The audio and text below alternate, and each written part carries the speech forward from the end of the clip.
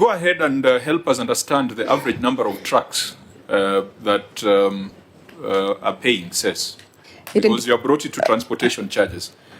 It depends with the period. Most of the times it is between maybe 10 to 20.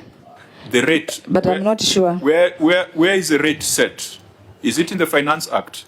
It is in the Finance Act. So on average, the SACCOs are paying how much per truck?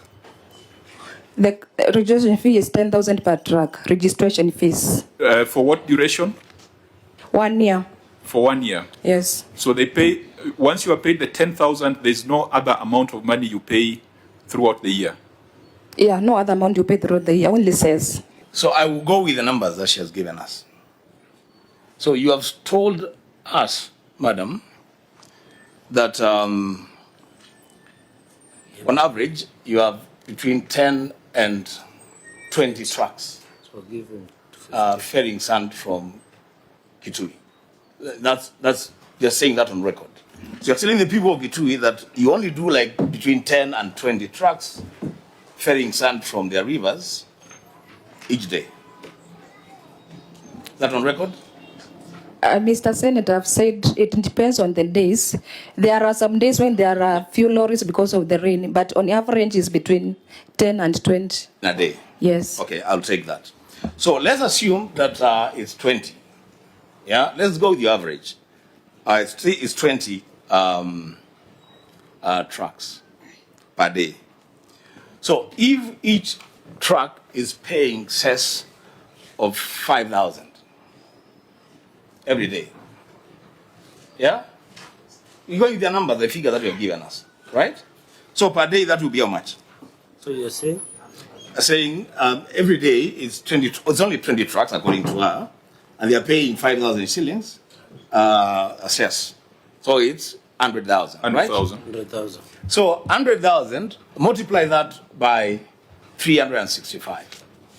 How much is that? 36.5 million. Madam, do you want to revise your answer or you want to stick to it? Madam, I'm still engaging with you. Yes, through the chair. That's why I started by explaining that there was no act regulating sand during this financial year. Okay. That's where the rate is not. So you're not collecting? Selling. You're not collecting? We are not what? You are not collecting before that time, right? We were collecting, but it was so challenging. What special thing did the Act introduce?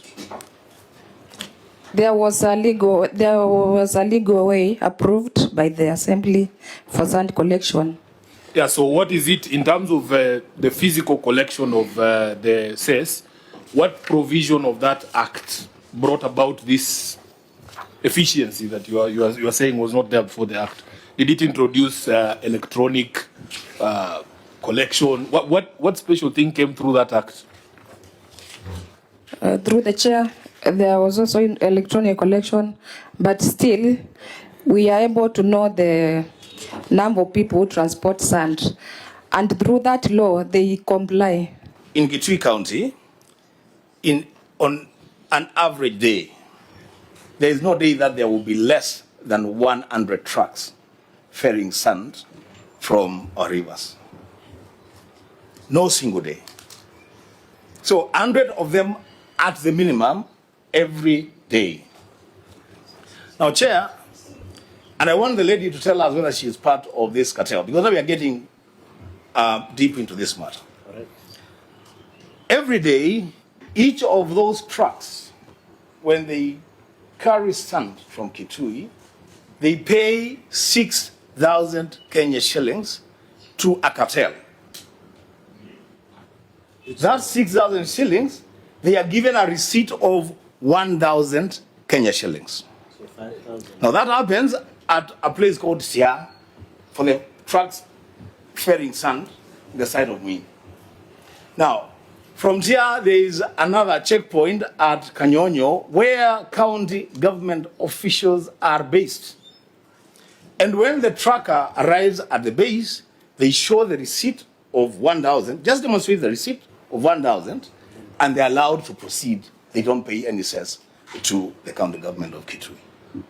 So the bitterness is the chairman with the people of Kitui that I carry on my shoulders is that we are building all the cities in this country, beginning with this one. Correct. I actually want to believe that more than 70% of the sand that was used to build this building came from Kitui County. So we are building cities with our sand. This one, yeah. We are not getting a single cent as a county from that sand.